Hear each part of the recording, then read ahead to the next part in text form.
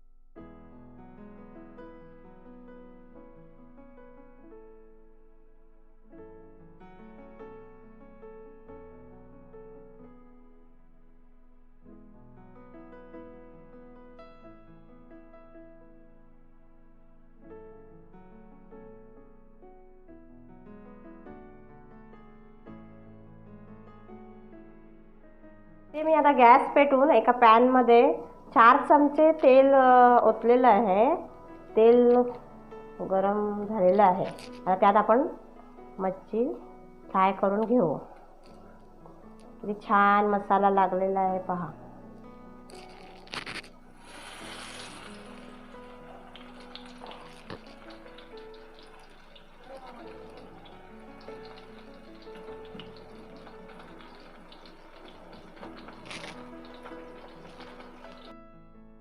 आता आपण ह्याला दुसऱ्या बाजूने पण फ्राय करून घेऊया।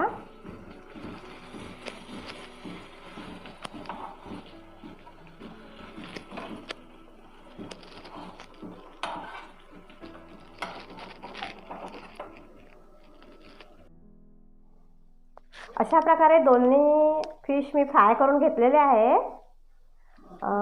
टोटल मिळून 6 चमचे 5 ते 6 चमचे तेल लागलेलं आहे फ्राय करण्यासाठी। फ्रायमध्ये पण बरेच प्रकार आहेत, ते मी तुम्हाला पुढच्या रेसिपीमधून दाखवणार आहे। आता तुम्हाला हा माझा व्हिडिओ आवडला असेल तर लाईक करा आणि माझ्या चॅनलला सबस्क्राईब करा। मग तुम्हाला छान छान रेसिपी अजून बघायला मिळतील। धन्यवाद।